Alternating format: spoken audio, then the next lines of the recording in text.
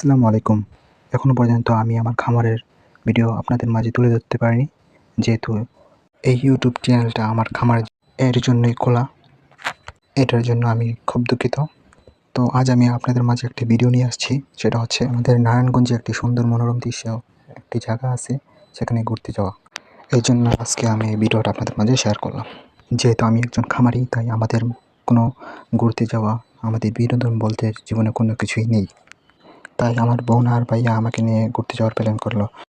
তো এটা হচ্ছে আমাদের নারায়ণগঞ্জে অবস্থিত চর কিশোরগঞ্জ, যাকে সবাই মিনি কক্সবাজার বলে থাকে। যেহেতু এখন বর্ষাকাল, তাই এখানে পানিতে ভরপুর হয়ে গিয়েছে, আর এখন মানুষ গোসল করতেও পারছে না। কিন্তু এখানকার দৃশ্য খুব সুন্দর, দেখার মতো। অনেক ঘোরাঘুরি দেখার পর আমরা একটি রেস্টুরেন্টে গিয়ে উঠলাম।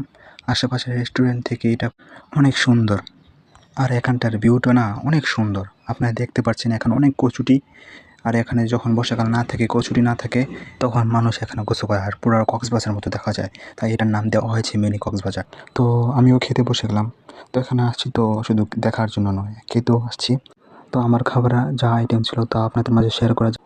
Chowmein, meat box, cold coffee, তারপর শেষে এই সুন্দর বাতাসে হট কফিটা খেয়ে নিলাম।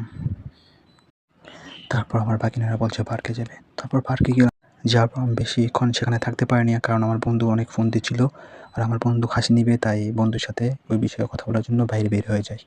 তারপর কথা বলা শেষ করে আমি একটু উপর জায়গা থেকে একটি ভিউ নিয়ে নিই। সেই ভিউটা আপনাদের মাঝে শেষে তুলে ধরছি। আজকের ভিডিও এই পর্যন্তই। সবাই ভালো সুস্থ থাকবেন। আসসালামু আলাইকুম।